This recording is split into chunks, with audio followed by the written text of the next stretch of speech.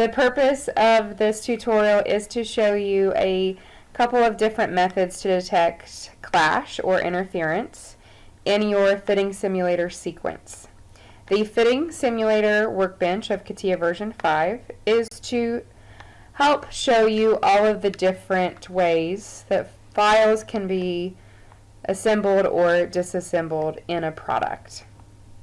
Here I'm creating a track, which is the path motion for this bolt, and this bolt is going to be disassembled by just gently pulling it forward and then over to the side. So I'm inserting a couple of different locations here along that path until it gets to its final resting position.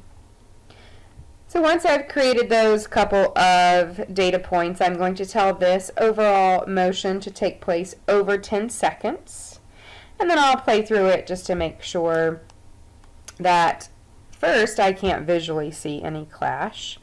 And I'm going to adjust the speed here so that way it's a little bit slower.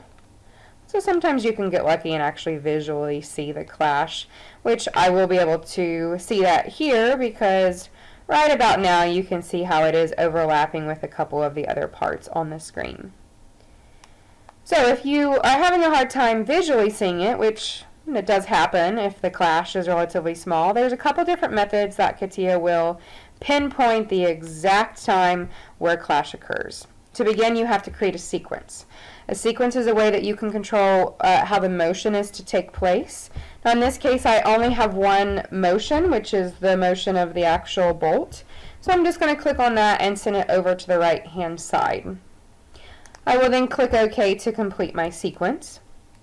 So the track is included now inside of the sequence, and the sequence is what we have to do the actual experiment on, so you have to make the sequence.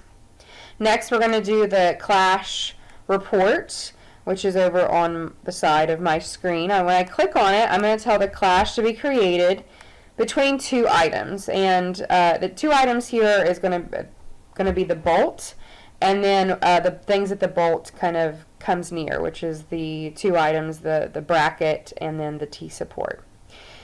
Now initially if I hit apply, it does find only some contacts, so no clashes. And that makes sense because the bolt right now is like perfectly in the hole, so they're contacting in those inner surfaces.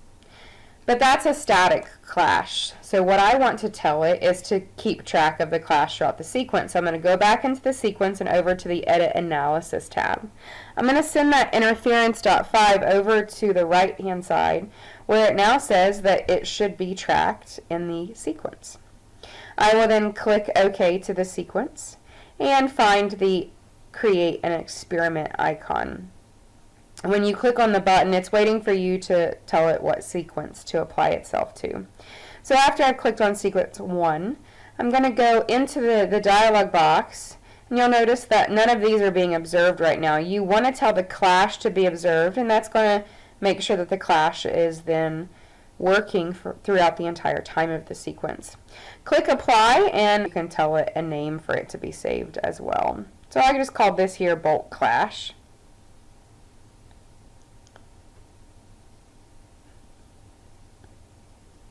And then patiently wait while it processes and analyzes the clash.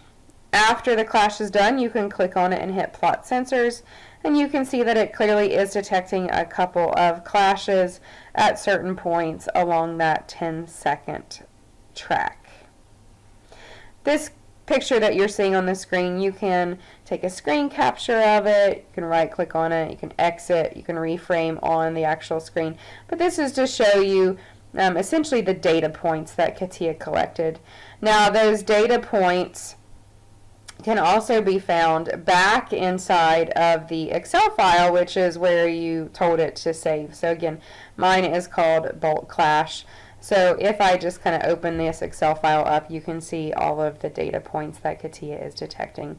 So in this case, it goes anywhere from finding 0 clash results to 1 clash item or 2 clash items. And then that clash item would be between the bolt and the bracket and the bolt and the T-support.